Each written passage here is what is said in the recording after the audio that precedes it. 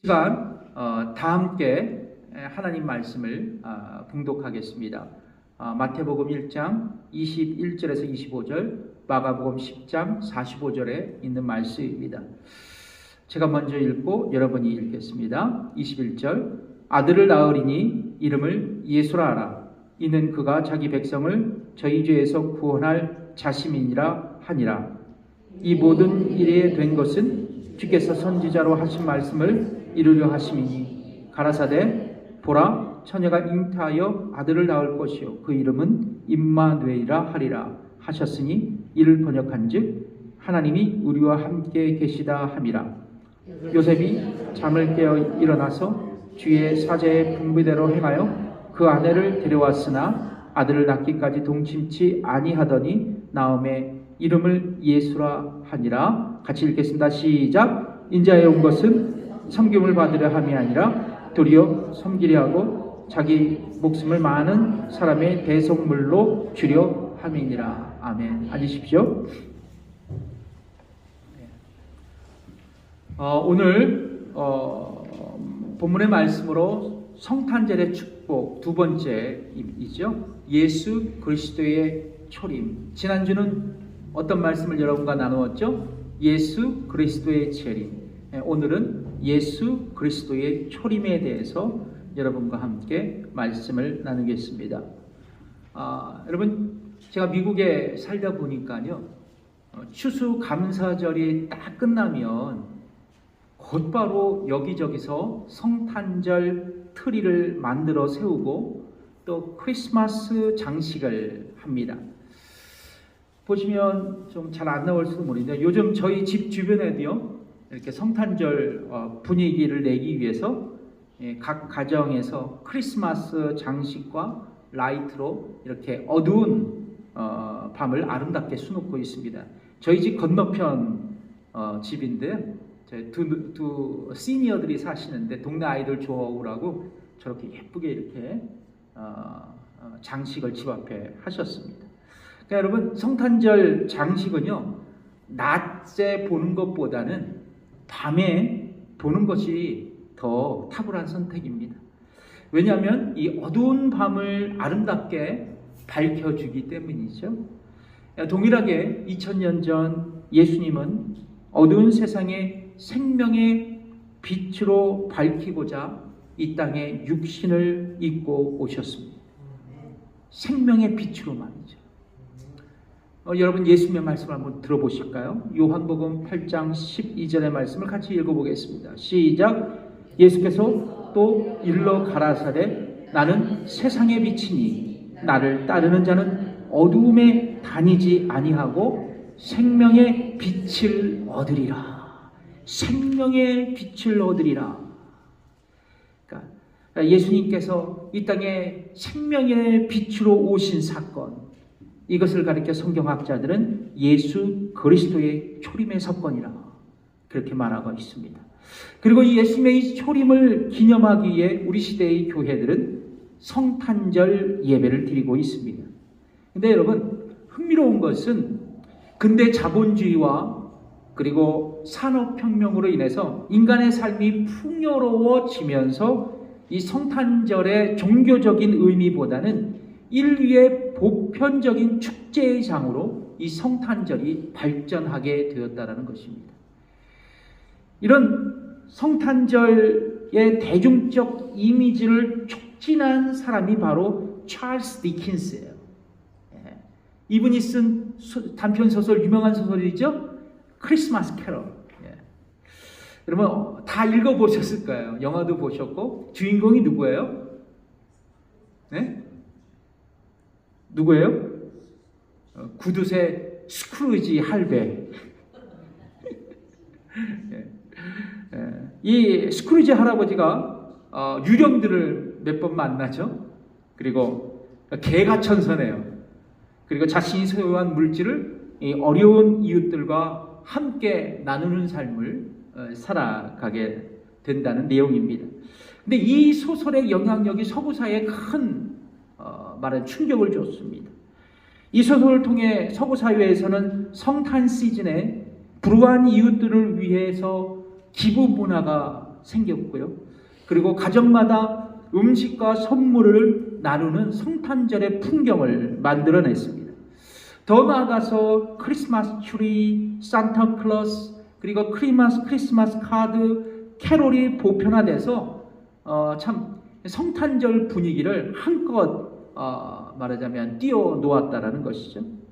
그러나 여러분, 시대가 점점 풍요로워질수록 물질주의와 소비 문화가 만연해지면서 이 성탄절의 모습은 과거와 많이 달랐어요. 지금은 뭐 모르겠어요, 한국에서. 근데 한국에 물어보니까요, 새벽송 도는 친구들이 없대요. 예전에 참 새벽송 도느라고 참 재밌었는데, 제가 군대에서도 새벽송을 드렸는데 저희 군목 목사님이 성도들 너무나도 사랑하셔서 가는 집마다 떡국을 끓여주시는데 그 떡을 다 잡수시더라고요. 근데 목사님이 잡수시기가 뭐 하니까 안전도사 네가 먹어 그러면서 계속 저를 주는 거예요. 그래서 제가 3년간 군 부대에서 성탄절에 그때 새벽송 들으면서 떡국을 어마어마하게 먹었어요. 군 가족들이 뭐가 있어요? 그냥 떡국 끓여서 대접하는 거죠. 맞습니다. 그런데 이런 과거의 모습과는 많이 달라졌다는 거죠. 연말연시 떠들썩한 분위기와 맞물려서 기업들은 자신의 상품을 판매하기 위해서 앞다퉈 성탄절 마케팅을 하고 있고, 사람들은 가정 또 이웃 교회에서 성탄의 기쁨을 찾기보다는 쇼핑몰의 화려한 조명과 빛나는 그 상품 속에서, 그리고 그들의 분주한 그 거리에서 성탄의 의미를 찾아가고 있다는 것이죠. 그렇습니다. 이 시대의 성탄절의 풍경은 도리어 성탄절의 본래의 의미를 퇴색하게 그렇게 만들어 가고 있다는 것입니다. 여러분 동의하십니까? 그렇다면 성도 여러분, 예수 그리스도의 초림을 기념하는 성탄절은 우리에게 어떤 의미와 어떤 축복이 될 수 있을까요? 첫 번째입니다. 함께 읽어볼까요? 시작. 성탄절은 구약 성경의 예언이 성취된 사건입니다. 어떤 것이 성취되었다고요? 구약 성경의 예언이 성취된 사건이 바로 예수 그리스도의 탄생이라는 것입니다. 여러분, 성경에 보면 예수님께서 언제 태어나셨는지에 대한 명확한 정보는 없습니다. 여러분, 생년월일 있잖아요. 근데 예수님의 생년월일이 없어요. 그러나 성경 말씀과 역사적인 근거를 통해서 성경학자들은 BC 기원전 4년경에 주께서 베들레헴에서 탄생하셨다고 말하고 있습니다. 정확한 건 아니지만 추정이에요. 근데 여러분, 누가복음에 보면 가이사 아구스도, 그러니까 로마의 위대한 황제 중 한 명인 아구투스 옥타비아누스라는 황제가 있었는데, 이 황제가 로마 제국 전역에 걸쳐서 대대적인 인구 조사를 했어요. 그러니까 역사가들은 보통 이제 왕들이 인구 조사하면 세금 많이 걷기 위해서 인두세 많이 걷기 위해서 정확하게 이렇게 인구 조사를 하거든요. 아마도 그런 차원에서 인구 조사를 했던 것 같습니다. 근데 누가복음 2장 1절에 이 사건이 기록되어 있어요. 읽어볼까요? 시작. 이때 가이사 아구스도가 영을 내려 천하로 다 호족하라 하였으니, 그러니까 이 로마 제국의 호구조사는 로마 제국의 식민지도 예는 아니었어요. 그래서 로마 제국의 식민지 사람이었던 요셉과 마리아는 이제 자신이 살고 있는 갈릴리 나사렛을 떠나서 자신의 고향인 어디로 갑니까? 베들레헴으로 이제 향하게 되었어요. 그런데 여러분, 흥미로운 것은 베들레헴으로 갈 때 이미 마리아는 뭐한 상태였다고요? 임신한 상태였습니다. 그러니까 임신부가 지금 가고 있는 거예요. 그만큼 이 아구스도의 명이 굉장히 엄중했다라는 것이죠. 자, 누가복음 2장 4절에서 5절까지 있는 말씀을 읽겠습니다. 시작. 요셉도 다윗의 집 족속인 고로 갈릴리 나사렛 동네에서 유대를 향하여 베들레헴이라 하는 다윗의 동네로 그 종원한 마리아와 함께 호적하러 올라가니 마리아에게 이미 잉태되었더라. 그리고 이제 해산의 날이 가까웠어요. 어떻게 이거 딱 맞았나 봐요. 그렇죠? 베들레헴에서 마리아는 누구를 낳습니까? 아기 예수님을 출산하게 되었습니다. 누가복음 6장과 7절에 있는 말씀, 2장 6절과 7절에 있는 말씀 읽겠습니다. 시작. 거기 있을 때 그때 해산의 날이 차서 맏아들을 낳아 강보로 싸서 그 위에 누웠으니 이는 사간에 있을 곳이 없음이러라. 보통 여관방이 없어서 말하자면 짐승들이 사는 뭐라 그러죠 그거를? 마구간에 이렇게 예수님께서 나셨다. 전 이것만 보면 난 막 웃겨요. 저는 왜 웃냐면 어렸을 때 주일날에 성탄 주일학교 때 성탄절에 성극하잖아요. 그럼 저는 요셉 역할은 절대로 하지 않았어요. 좀 요셉 역할 좀 맡겨주지. 맨날 그 있죠. 그 여관방 남자 주인 방 없어요. 그러면서 이렇게 표독스럽게 그렇게 하는 역할만 내리 3년을 했습니다. 내리 3년. 예, 이 구절을 보면 그 옛날의 모습이 떠올라요. 예, 그렇습니다. 예수님께서 이 마구간에 구위에서 나셨단 말이죠.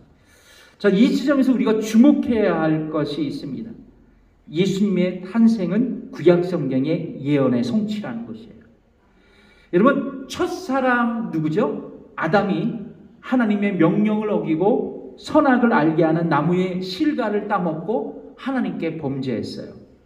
그 결과 여러분, 아담의 죄가 그의 후손의 모든 인간에게 전가되면서 인간은 그 다음부터 악과 고난 가운데 살아가다가 결국 육신적인 죽음을 맞이하게 되고 궁극적으로 지옥에서 영원한 형벌을 받아야 할 존재였던 것이죠. 그게 우리 인간 존재의 정의예요. 자, 이때부터 인간은 뭐가 필요했냐? 하나님의 구원이 필요했습니다. 하나님의 구원이 필요한 존재가 되었어요. 마침내 하나님은 죄인된 인간을 구원하시기에 메시아, 다른 말로 하면 그리스도, 예수님을 이 땅에 보내실 것을 성경을 통해서 약속하셨습니다. 근데 창세기부터 그 하나님의 원대한 구원의 계획이 기록되어 있어요.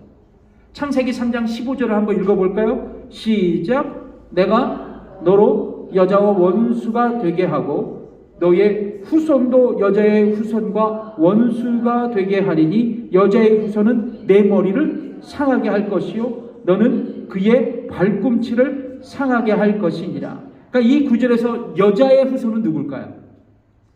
메시아, 예수 그리스도를 상징합니다.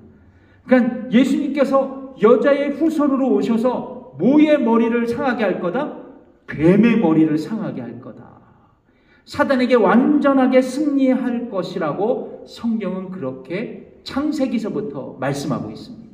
자, 그리고 아브라함이 이삭을 모리아산에서 번제로 바친 후에 하나님은 아브라함에게 이렇게 말씀하셨습니다. 읽어볼까요? 창세기 22장 17절에서 18절 읽어보겠습니다. 시작. 내가 네게 큰 복을 주고 내 씨로 크게 성하여 하늘의 별과 같고 바다의 모래와 같게 하리니 내 씨가 그 대적의 문을 얻으리라. 내 씨로 말미암아 천하 만민이 복을 얻으리니 이는 내가 나의 말을 준행하였음이니라 하셨다 하니라. 여기서 내 씨라는 말씀이 수차례 언급됩니다. 내 씨가 뭘까요? 바로 메시아이신 예수님을 예언한 단어예요. 그러니까 성경은 예수님을 육신적으로 누구의 후손이라고 얘기하고 있어요? 네? 자, 보실까요? 마태복음 1장 1절에 있는 말씀입니다. 육신적으로 누구의 후손이라고 말하고 있어요? 제가 읽어드릴게요. 아브라함과 다윗의 자손 예수 그리스도의 세계다. 그러니까 육신적으로는 아브라함과 다윗의 자손이 바로 예수 그리스도라 성경은 얘기하고 있습니다. 자, 또한 이사야 선지자는 오실 메시아에 대해서 이렇게 말씀하고 있어요. 이것도 제가 읽어드리겠습니다. 잘 들어보세요. 이사야서 9장 6절 여러분 많이 듣던 말씀일 거예요. 이는 한 아기가 우리에게서 낳고 한 아들을 우리에게 주신 바 되었는데 그 어깨에는 정사를 메었고 그 이름은 기묘자라 모사라 전능하신 하나님이라 영존하시는 아버지라 평강의 왕이라 할 것임이라. 아주 정확하게 이사야는 오실 메시아에 대해서 그렇게 노래하고 있습니다. 더 나아가서 이사야 선지자는 다윗의 족보에서 메시아가 나올 거라고 구체적으로 예언하고 있죠. 읽어보겠습니다. 이사야서 11장 1절 말씀 시작. 이새의 줄기에서 한 싹이 나며 그 뿌리에서 한 가지가 나서 결실할 것이다. 이새의 줄기라는 표현은 뭐냐면, 여러분, 이새가 다윗의 아버지가 누구예요? 이새죠. 그렇죠? 이새의 후손이라는 거는 다윗의 후손이라는 의미예요. 그러니까 다윗의 후손이라는 의미인데, 다윗의 후손에서 한 싹이 난다 그래요. 한 싹이는 뭘까요? 메시아를 뜻하고 있어요. 그러니까 다윗의 자손에서 메시아가 나올 거라고 그렇게 성경은 말씀합니다. 흥미로운 것은 여러분, 오실 메시아에 대해서도 예언하지만 오실 메시아가 태어날 장소까지도 성경은 예언하고 있어요. 참 너무나 감격스럽죠. 미가서 5장 2절에 있는 말씀을 읽어보겠습니다. 시작. 베들레헴 에브라다야, 너는 유다 족속 중에 작을지라도 이스라엘을 다스릴 자가 내게서 내게로 나올 것이라. 그의 근본은 상고에 태초에니라. 아멘. 그렇습니다. 성경은 다윗의 자손 중에서 메시아가 태어날 것과 메시아가 다윗의 자손으로서 이 베들레헴에서 탄생할 것을 말씀하셨어요. 근데 이 모든 말씀이 신약시대에 예수님이 태어난 그 순간 이 말씀이 모두 이루어졌습니다. 하나님의 말씀, 그 언약이 성취되었다는 거죠. 여러분, 하나님은 이처럼 죄인된 인간을 구원하시기 위해서 오래전부터 구원을 계획하셨어요. 아니, 성경은 창세전 예수 그리스도 안에서 우리를 선택하시고 예정하셔서 하나님께서 우리를 구원하셨고 그리고 당신의 자녀로 삼으셨다고 성경은 말씀하고 있습니다. 에베소서 1장 4절과 5절에 있는 말씀을 읽어볼까요? 시작.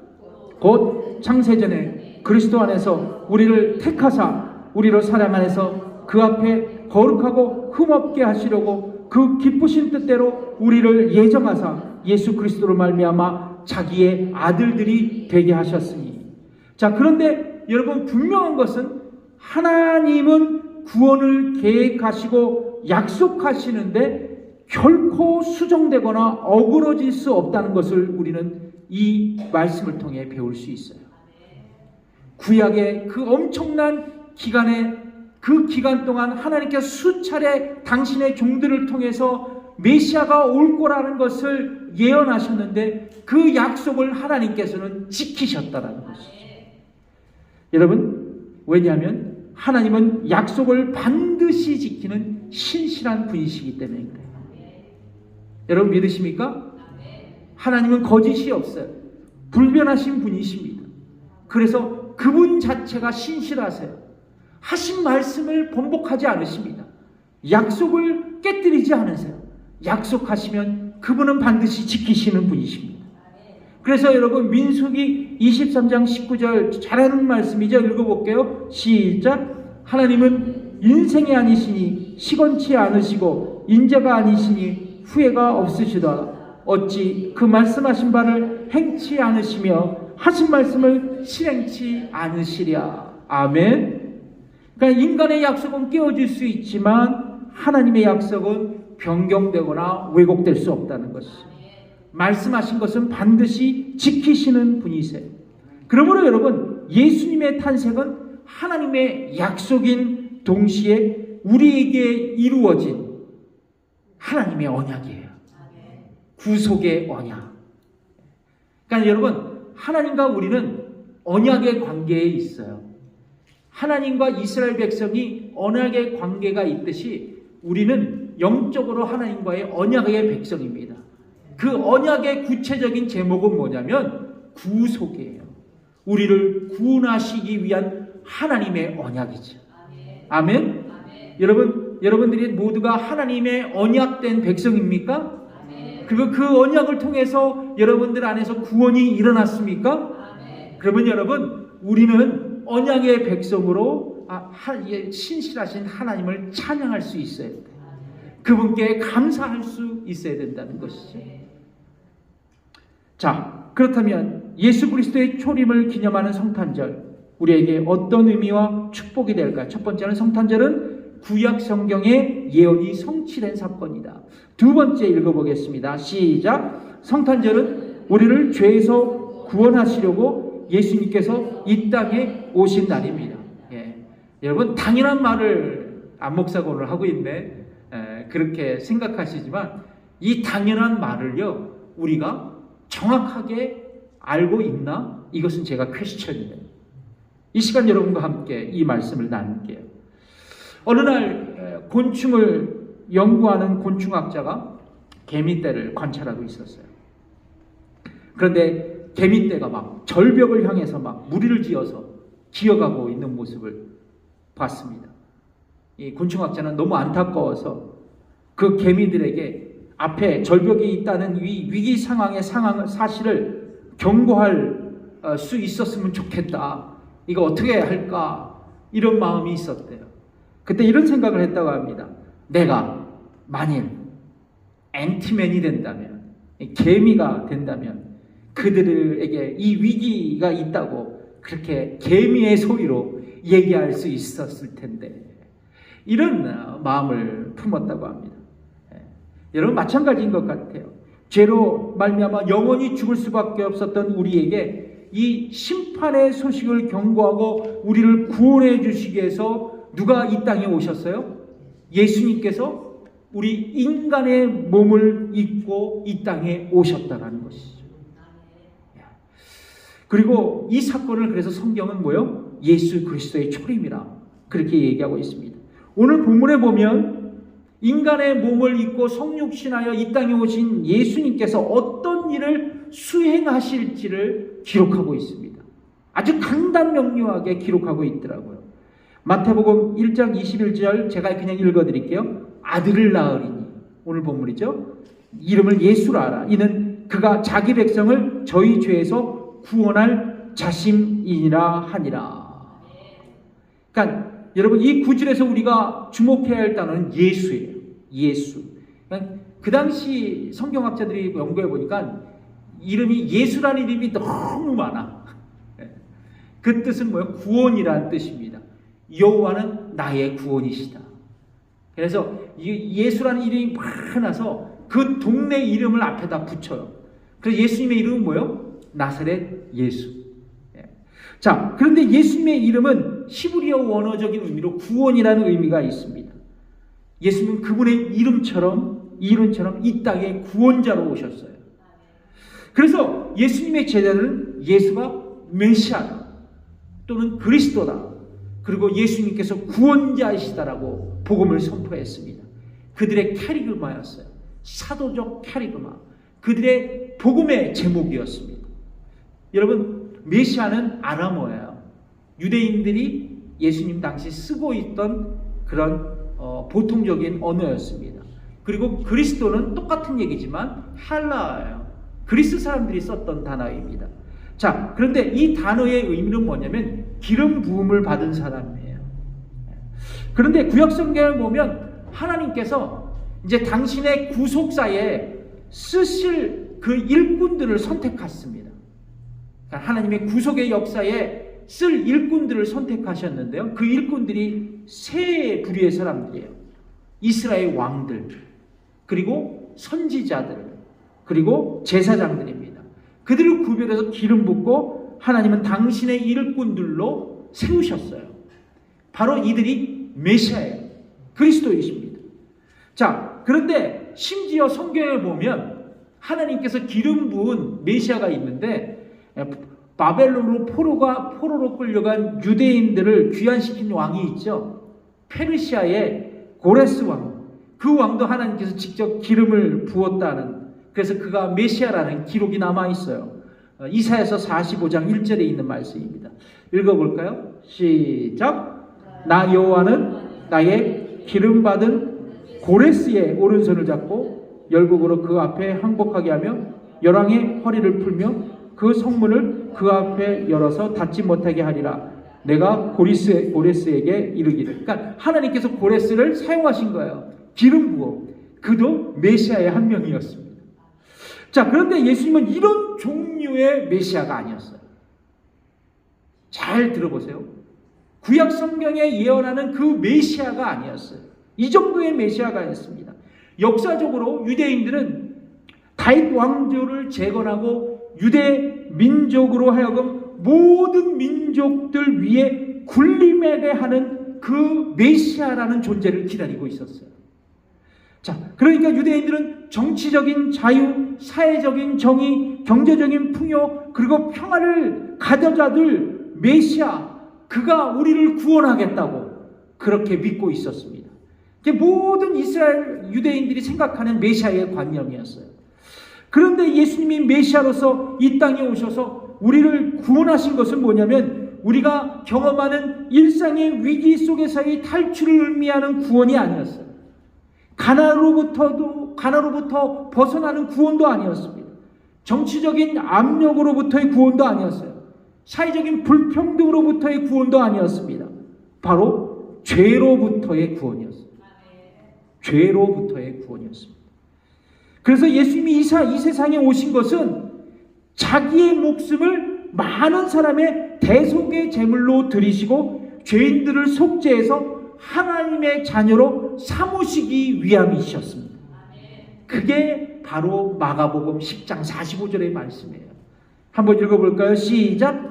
인자에 온 것은 섬김을 받으려 함이 아니라 도리어 섬기려 하고 자기 목숨을 많은 사람의 대속물로 주려 함이니라. 아멘. 예수님은 구원자로서, 메시아로서, 그리스도로서 이 땅에 오셔서 죄인들을 구원하시고 하나님의 자녀로 삼으시기에 새 이스라엘 백성들을 창조하시기 위해 십자가에 달려 돌아가셨다는 것이죠. 그것을 위해 예수님께서 오셨다는 거예요. 성도 여러분, 구약 성경에 보면 이스라엘 백성들은 자신의 죄를 속죄받기 위해서 매년마다 속죄 제사를 드려야 했습니다. 그러니까 대제사장들이 이제 속죄의 날이 되면 지성소에 들어가서 이 언약궤가 있거든요. 언약궤를 덮고 있는 이 뚜껑을 뭐라 그러냐면 시온자라 그래요. 언약궤의 뚜껑을 시온자라 그러는데 이 시온자에 속죄의 짐승의 피를 뿌려요. 그러니까 여러분, 언약궤는 하나님의 임재의 상징의 궤잖아요. 그 뚜껑에다가 그 속죄의 짐승의 피를 뿌려요. 그러면 이스라엘 백성의 죄가 1년간 용서를 받았습니다. 1년간 용서를 받아요. 그러니까 완전한 제사는 아니에요. 속죄의 제사는 아닙니다. 이 완전한 제사는 누가 어디에서 이루셨다고요? 예수님께서 십자가 위에서 이루신 거예요. 자, 근데 여러분, 이 속죄의 제사는 두 가지의 기능을 엿볼 수 있습니다. 하나는 죄를 덮는 거예요. 여러분, 하나님께서 인간의 죄를 보시지 못하도록 속죄의 짐승의 피로 이 시온자 뚜껑에 피를 덮는 겁니다. 하나님 보시지 못하게. 자, 또 다른 하나는 죄에 대한 하나님의 진노를 누그러뜨리는 겁니다. 그러니까 2000년 전 예수 그리스도께서 이 땅에 오셔서 우리를 구원하시기 위해 십자가에 피 흘리심으로 우리의 죄가 덮어졌어요. 우리의 죄가 덮어졌어요. 그리고 우리가 받아야 할 하나님의 진노를 주께서 어디서 대신 받으셨어요? 십자가의 위에서 죽음으로 대신 받으셨습니다. 우리가 받아야 할 그 사망의 심판을 말이죠. 그 결과 우리는 하나님과 더 이상 갈등하지 않는 관계가 돼서 하나님과의 평화를 이루게 되는 것입니다. 평화를 이루게. 그래서 이 땅의 평화, 그 평화가 바로 이 평화예요.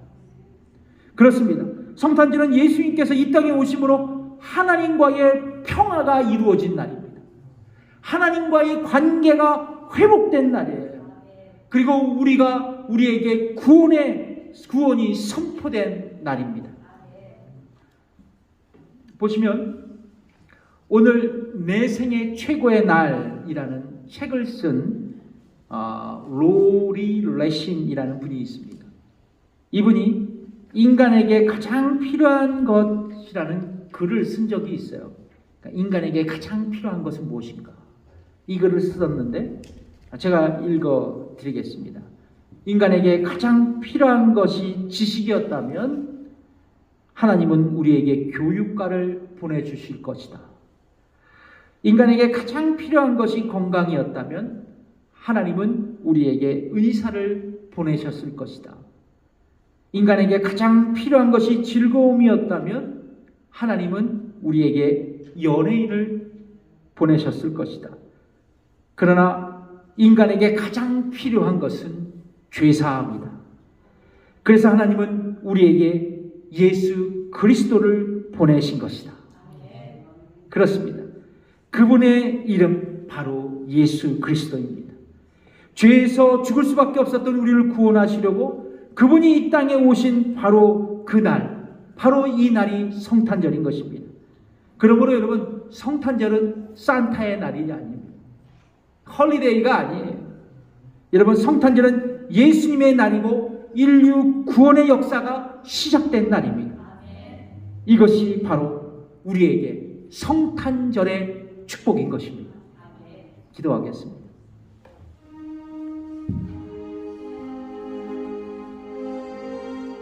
성탄절은 연말 가족들과 함께 오붓하게 모여서 한 해를 마감하며 사랑과 감사로 지내는 그러한 뜻깊은 날이기도 합니다. 그러나 더 중요한 것이 있다면 성탄절의 본래의 의미는 우리를 속죄하시기 위해, 그리고 구원하시기 위해, 궁극적으로 하나님의 자녀로 우리를 만드시기 위해 예수님께서 이 땅에 오신 날, 그날이 바로 성탄절이라는 것을 여러분 기억하시기 바랍니다. 그렇습니다. 성탄절은 나를 구원하시기에 예수님께서 이 땅에 오신 날입니다. 여러분 기도합시다. 그렇습니다. 이 성탄의 시즌, 나를 위해 이 땅에 오신 예수님을 찬양하며 감사하는 삶을 살겠노라고, 또 예수님을 믿은 믿음을 끝까지 붙들며 나의 마지막 때까지 예수님을 의지하며 살아가는 내가 되게 해달라고, 예수님 참 감사하다고, 나를 구원하시기에 이 땅에 오신 예수님을 찬양한다고 이 시간 함께 기도하며 아버지 하나님께 나아가겠습니다. 기도하겠습니다. 하나님 아버지 감사합니다. 아버지 하나님, 이 시간 이 성탄의 계절, 아버지 하나님, 예수님께서 이 땅에 오신 것을 기념하며 저희들이 예배를 드립니다. 아버지의 성탄절의 축복, 그것은 바로 우리에게 구원의 역사가 시작된 날인 것을 믿습니다. 우리를 구원하시려고 이 땅에 오신 바로 그날이 성탄절이고, 아버지 이 성탄절에 아버지 주님을 찬양하기 위해 모였습니다. 아버지 하나님, 일평생 아버지 예수 그리스도를 찬양하며 그분을 섬기며 그분을 높이는 삶을 살아갈 수 있도록 인도하여 주옵소서.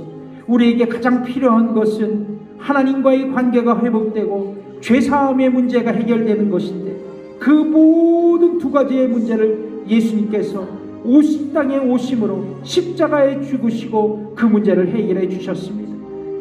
주님을 찬양하며 감사하며 살아가는 우리 모든 임마누엘 교회 식구들이 되게 해 주옵소서. 감사드리며 예수님의 이름으로 기도드립니다. 아멘. 우리 다 함께 일어나셔서 1절만 드리겠습니다. 기쁘다 구주 오셨네 만배성 맞으러. 우리 찬양 드리시겠습니다.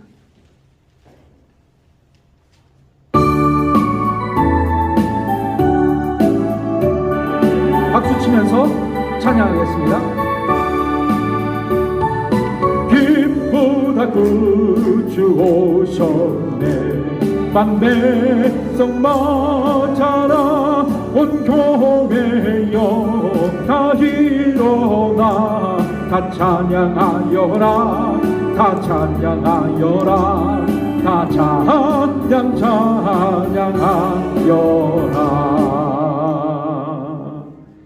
이제는 우리 예수 그리스도의 은혜와 하나님의 무한하신 그 사랑과 성령의 감화 교통 역사하심이 오늘 예배 드리고 돌아가는 성도들과 저들의 가정과 일터위에 지금부터 영원까지 함께 하시기를 간절히 축원하며 기도하옵나이다. 아멘.